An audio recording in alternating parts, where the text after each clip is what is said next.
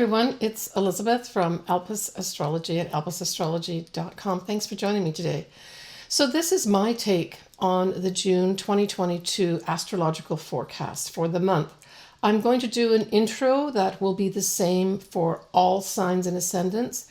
And then towards the end of the video, I will actually go into your individual sign or ascendant. As usual, I prefer you to read first for or listen to your ascendant sign.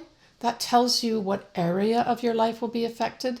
And then you then should listen to your sun sign as well, because that just gives you a little bit more detail of what may be coming up for you in this month of June. All right, so we're going to start off with the 3rd of June.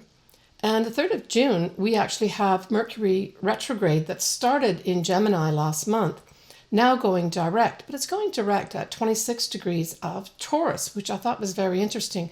So this whole Mercury retrograde has covered 2 signs. It's not totally unusual to have that happen, but you can imagine that Mercury is really more at home in Gemini. So when I saw this, as I looked at other aspects as well, and even though it's always positive to know that any planet, especially a Mercury retrograde, is going direct, but we're not out of the woods yet. So if you've been having some issues with any kinds of communications at all, contract negotiations, and it still doesn't seem to be resolving at the beginning of June, once this Mercury retrograde has gone direct, don't despair. It will go forward for you.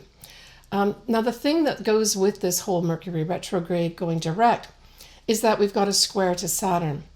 So that's adding in, at its most positive, a Mercury going direct with a square Saturn basically says disciplined thinking, right? So it could have you really getting serious about thinking about whatever it is that you need to do and being able to take some action on it. But it can also have another side. Saturn can actually dampen things down as well. So it might also be on this day that you are seeing things more negatively. And again, that kind of goes back to what I said at the beginning here, that we're not quite out of the woods yet with regards to Mercury coming out of its shadow.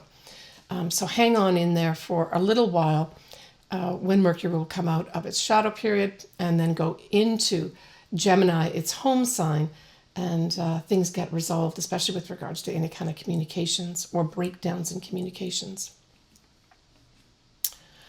And that actually is going to be on the 19th of June, where Mercury will go direct at 4 degrees of Gemini. So look to that week, the week around the 19th, where things actually start to really improve. All right, so when we look at the 4th, the next day, again, Saturn is highlighted, but it's because Saturn is going to go retrograde, and it'll go retrograde at 25 degrees of Aquarius. So this is going to be an influence of a few months.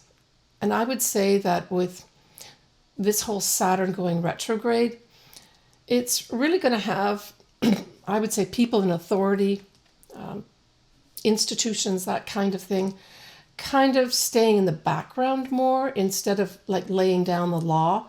This is more like, let's write some laws or let's rethink some of these things. So I see that as a positive thing with this Saturn retrograde. Now, if you do have anything around the 25 degree mark of Aquarius, you may have some kind of delay that happens unexpectedly where someone, maybe in authority, steps in and says, well, wait a minute here, you're not following the rules. You're going to have to do this, this, and this. So I guess knowing the heads up on that, I'm making this video I'm making this video on the weekend of the total eclipse in Scorpio. So you've got a heads up on that. If you are, putting together some plans, whatever, say you're, I don't know, building something or adding to a home, that you've got to get special approval from City Hall on that. So it's that type of thing I'm talking about occurring with this Saturn going retrograde. Yeah. Okay, so we have our first full moon on the 14th of this month, and it's a full moon at 23 degrees of Sagittarius, 25 minutes. It is at 4:51 a.m. Pacific Daylight Time.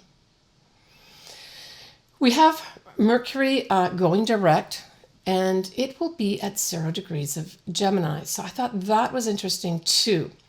Anything that's at 0 degrees or 29 degrees of any sign are called critical degrees.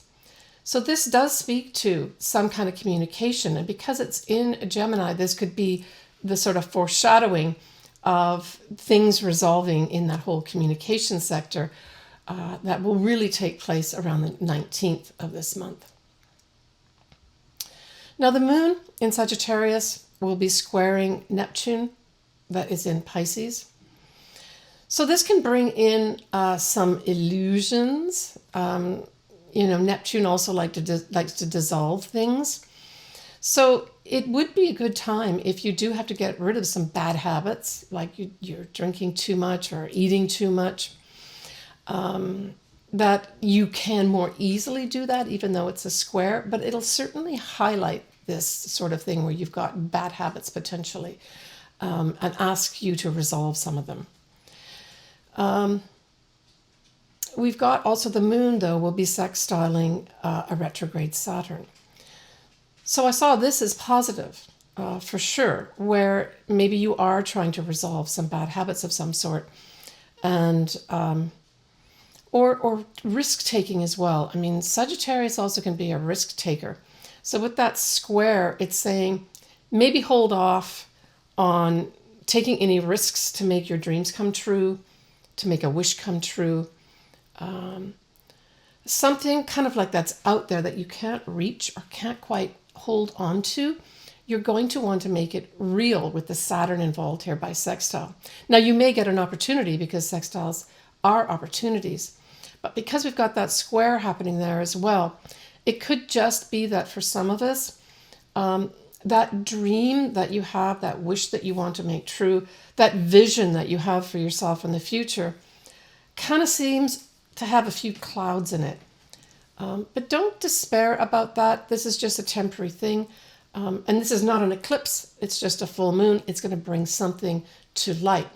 However, this full moon harks back to another time when we did have a total new moon eclipse. And that was on the 14th of December, 2020. So I would say a useful way of using this full moon or utilizing this full moon energy is to look back and ask yourself what was happening around December 2020 that was new, that started new, and it was a total new moon eclipse. So this would have been a significant time, especially for Sagittarians and for the opposite sign, Geminis. This full moon brings things now to a conclusion and asks you, how are things going since you had that new start? So for Sagittarians, I would say that this is a time of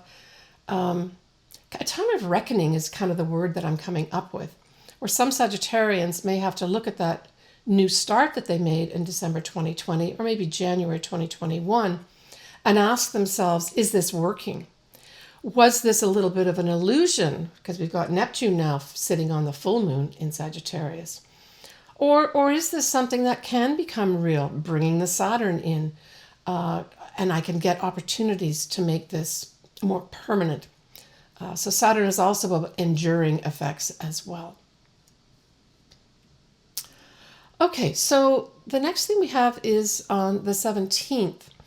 We have lovely Venus, lovely, charming, sweet Venus, who's described as the lesser benefic, is going to be conjuncting the north nodes in Taurus, 22 degrees. So if you've got anything around 22 degrees, or say your own north nodes are at 22 degrees, this could bring in love, money, or at least an increased value of yourself. Just a really positive effect, basically. It can stand for women as well, where maybe in the collective, we see a woman or women being brought into the news favorably. Maybe that whole thing, Roe versus Wade, actually gets resolved in a positive way for women. Okay, I want to go back to that full moon again in Sagittarius. I don't always look up the Sabian symbols. And Sabian symbols basically is a book that has every single degree of the signs, the astrological signs, and it gives you some information that could describe more what may happen at that time, whatever it is that you're looking at. So we always round up our degrees. So this we take up to 24 degrees of Sagittarius. And the Sabian symbol is beautiful. It's a bluebird perched on the gate of a cottage. I mean, just that image conjures up this lovely, warm feeling. It maybe makes us a little sentimental as well. But the bluebird is really a symbol of happiness. And then sitting on the gate of a cottage kind of reflects a well-adapted society. So that type of energy, and certainly the description that they use in the Sabian symbol, I think is something that we should bear in mind, that although there may be a few challenges at this full moon, the end goal will be a lot of happiness that will result of this. I mean, Sagittarius is ruled by Jupiter, and Jupiter, of course, is the greater benefic. And it is like Santa Claus. It just wants to bring you gifts in the end. Might have to work for those gifts a bit, that's all. Okay, so this year we have the summer solstice that will be on the 21st, and I include a chart. So some astrologers take this as a whole 6-month effect. I tend to take it as more like a seasonal effect, so it's like a 3-month, 4-month effect here, till we have an equinox happening, and then the energies shift again. So it really is a major shift of energy. And in particular, we like to look at both the sun we already know is going to be at 0 degrees of Cancer, but then we look at the other planets, and in particular the moon. And so this year at the summer solstice on the 21st, we have a moon at 3 degrees of Aries. And so this says to me that the mood of the people, so the moon can represent the people, the mood of the people, is going to be very action-oriented. It can even be militaristic. So this can represent the military because Mars actually rules Aries. But it's also going to have a lot of people want to get on their own individual path, do things their way, and be emotionally more assertive and forward with regards to what they want. And like I said, I take this as covering an approximate 3-month period, the effects of this. So this will be all over the summer period. But it can give also, individuals a spotlight on them, right? So certainly for any Aries individuals, you could literally have a spotlight put on you for some reason, or asked to lead something. Aries is a cardinal sign, and that actually refers to a leader of some sort as well. All right, so the next thing that we have is we have the sun is going to be squaring this moon. And that is not a good thing at this summer solstice. I would say that there's going to be a discrepancy or an inharmonious type influence here between those in power and the people. So that's what I saw the sun in Cancer being, power. And in particular, it can be the homeland, right? Your homeland, exerting power over the people. And I mean, we're having that already happening in Shanghai and elsewhere in China. So that effect could represent this transit here at the summer solstice, affect the whole period of the summer with regards to that type of thing, that the people being held in check here against their will. The other thing that we have too is we have Venus going to be trining Pluto. Well, this just spells out desire. I want to do something here. Now, a trine can pass by without any real effects because it's so pleasant, but it is a very positive aspect. So this could be our money markets maybe. So Venus can represent money. I saw this, probably our money markets could improve here. I know we've had a few dips happening, but this could actually see over the summer period an increase for some folks. So we have lots of Aries that's happening at this summer solstice. I've already mentioned the moon at 3 degrees, but we also have Jupiter at 6 degrees, and then we have Chiron at 16 degrees.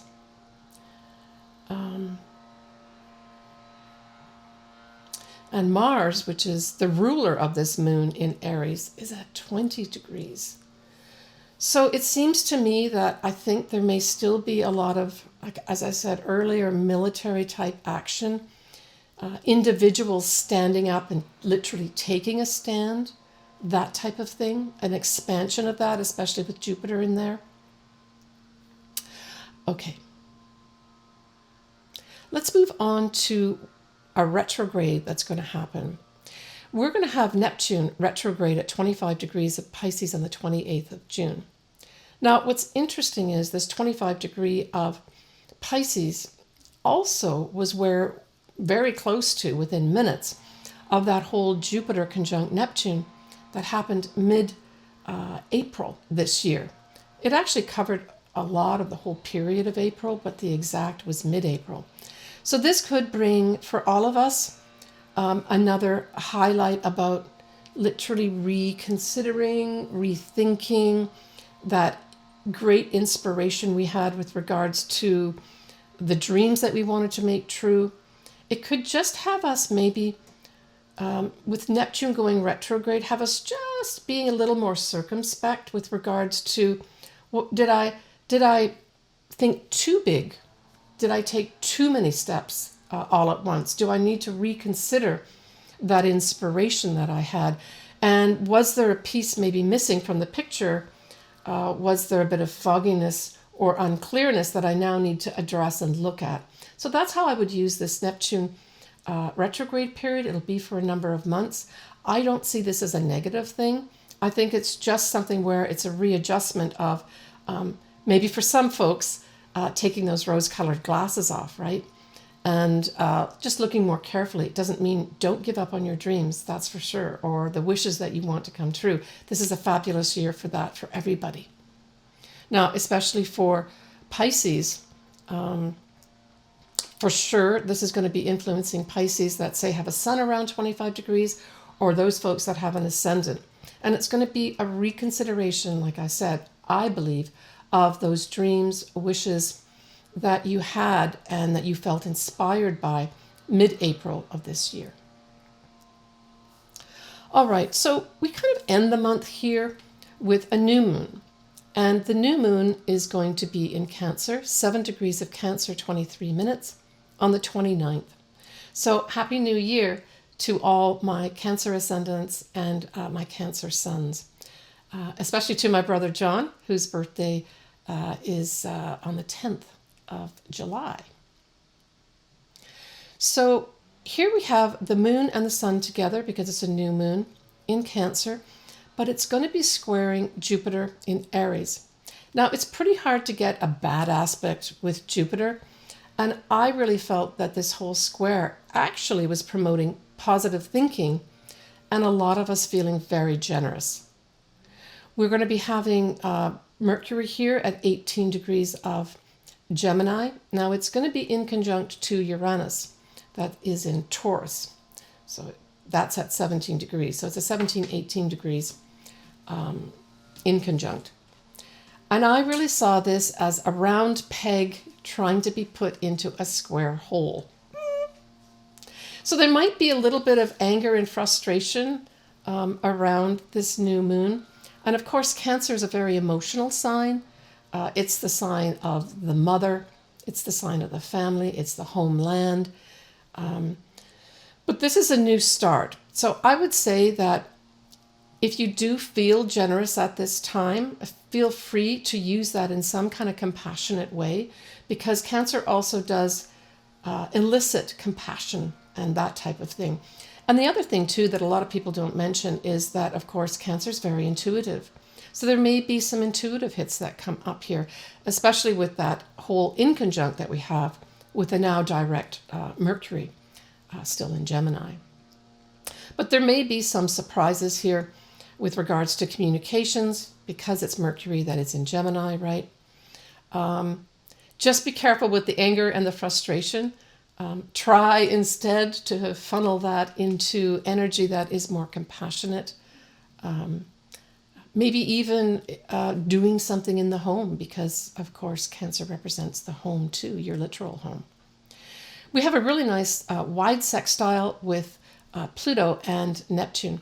So this is nice too. This is a supportive aspect that goes back to that whole mid-April of the Neptune conjunct Jupiter, where our wishes, dreams, some of us did have magic and miracles happen, but certainly there would have been some kind of inspiration. This just is a supportive aspect of that, where you may get a little more power in, personal power to make more opportunities for yourself to push that dream forward. Okay, so that really ties up, in a small way at least, my view of the astrology in June 2022. So I'm going to move on now next to the signs and the ascendants. All right, Gemini. So Gemini, you've got a lot of things that are happening. Well, we've just finished off, by the time this is official, Mercury will be out of shadow and out of retrograde, sort of out of shadow mid-June. And you really are probably going to have to wait to mid-June before if you're waiting for communications or decisions of any sort, Gemini, just have patience. Because that Mercury retrograde would have scrambled a lot of communications. And certainly for some folks that are listening to this before June, where we still have the Mercury retrograde happening in Gemini, especially for Geminis and the opposite side, Sagittarius. Gemini, there's going to be some confusion, unclearness. You thought you communicated something. You thought you sent that email, that letter. You were very clear, but for some reason, the letter didn't get there. The communication didn't get there. It was misunderstood. All that isn't really going to be cleared up till around the 19th of June. So just have patience and know that it will. Just present yourself as cooperative and willing to listen to the other side, right? That's what Gemini is all about. It's not about me. It's about I need to listen and cooperate with the other. You've got the Roman numeral 2 as your glyph. So that's two people here, right? Dialogue back and forth. All right, so I just wanted to mention that. And also that giving you the heads up that you're going to have a Mars retrograde literally at the end of October. But that Mars retrograde is going to go all the way through January 2023. So how can you utilize that Mars retrograde positively? And how can you think now in advance? Well, because it's in your sign, it's going to be your first house, right? Could even be your ascendant. So it says to me that if there's anything that you're doing with regards to, say, literally a communication plan, or putting together maybe some small courses, or even planning some short travel, I would say now in June, do a plan B. So allow for some extra time where you may have to, for whatever reason, and it might be you deciding you want to rewrite some of the things that you're writing, or the courses that you're putting together, or the short distance travel you're doing. It might come from the outside where they say, we don't quite want this, we want you to redo it. But know that you're going to have to do some planning or redoing of some sort towards the end of October through into January next year. And you personally are going to have to do that. It can also be a time of contract negotiations too. I actually don't see this Mars retrograde in Gemini as being really, really bad. As long as you make the effort, A, to be as clear as you can in any type of communication, and B, to always listen to the other. So I'm talking specifically to you, Gemini. You aren't going to go wrong with this. It's just going to be a planning and a little bit of tweaking during that Mars retrograde. But if you don't do that, this could be a time of inner anger. So I'm giving you the heads up that don't take that route. Instead, plan for delays of some sort with regards to whatever you're doing, probably to do with writing, putting together courses, or traveling short distances. Do a plan B. All right, enough said. Okay, so when we look at the new moon in Cancer, this new moon in Cancer is going to fall in your second house. So the second house is really a house of the money that you earn. So this just says to me that you're just going to be discovering new ways to make more money. That's what I think this is going to be for most Geminis. The other thing is, because it's a nurturing sign, Cancer, and because the second house also rules values, especially value of self, I would say for some Geminis, you're going to make this decision that not only do I want to nurture myself more, I'm going to require other people to be more nurturing for me and value me more. And that could have a direct hit with regards to the money that you make. You may decide that this isn't giving me enough to survive on, and you ask for a raise at this time. That could happen at the new moon at the end of the month. Now, let's go back to cover this full moon in Sagittarius, which happens earlier. So that's going to happen on the 14th, the full moon in Sagittarius, at 23 degrees of Sagittarius. So you, like Sagittarius, are definitely going to have a direct hit of this. So you also have to cast your mind back to December of 2020, when we had that total eclipse in Sagittarius, and that was in your opposite sign, exactly where this full moon is, same degree, and that is your partnership house. So was there something that happened new, pretty significant, in December 2020 with regards to either your business partnership, your marriage partnership, or your clients, or anywhere where you sign a contract? So this could be a lawyer, a financial consultant, a business consultant, anything like that.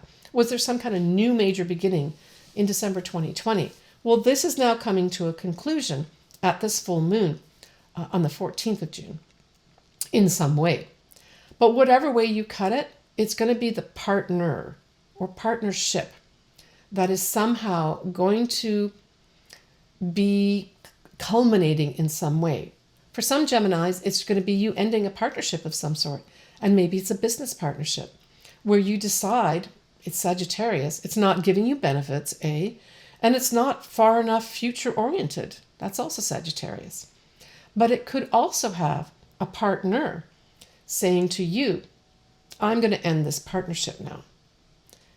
But conversely, it can also have something come in for you. Because Jupiter rules this full moon, there's going to be some luck and benefit associated with it.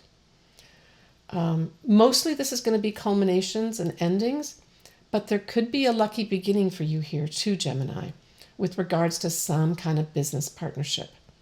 Look for the silver lining in anything negative that might come up at this full moon on the 14th of June, because you will benefit from it. Now, you may initially find whatever happens it to be challenging. That's okay. Just try to let that go and look at the positive side of it. That's the other thing that Jupiter and Sagittarius rule, are having positive outlook on it, because there will be a silver lining here for you, Gemini. All right, I'll just mention here too, because it's Gemini and we have the Mercury retrograde in Gemini. Know that Mercury retrograde in Gemini finishes its shadow period on the 19th. So I know I started with this, Gemini, but I just want to encourage you that even though you may be having frustration waiting for things to happen, waiting especially for some kind of communication, know that the 19th, when Mercury retrograde in Gemini is out of its shadow period, things will start moving forward. All right. Take care, Gemini. You got a pretty active year this year. Bye for now. All right, so that wraps up the month of June 2022. I want to thank everybody for listening in, commenting. I have so much fun listening to your comments and writing back and giving you. I've got lots of new clients that have come in from all over the world. I want to say hello to everybody that I've been doing Zoom astrology sessions on. I've had so much fun with all of you. I'm just going to give you a little bit of heads up on the July 2022. We have Mercury and Venus going into Cancer. So if you've got any placements in Cancer, that's bringing good news, potential love for some Cancers, and some money maybe too. We're going to have Mars in Taurus conjuncting the north nodes of the moon. So this is bringing some action with regards to, especially those folks that have north nodes binatally in their chart in Taurus, as well as conjuncting Uranus. So some surprise new start for some folks that are associated with that North Nodes in Taurus. We'll have a full moon that's in Capricorn. So for Capricorns, there's going to be some wrap up for you. And we'll have a new moon in Leo that I have mentioned already in Leo's forecast. I see that as a bright, shining star. So Leos, if you're having any challenges, know that that new moon on the 28th of July, which I will cover in my July video, is going to be a super positive time for you. And for some folks, there might be some fame coming your way, Leo. All right, I'm going to leave it there. If you want your chart done, as per usual, all the details are below in the text box. I love hearing from everybody, and I love doing everyone's astrology.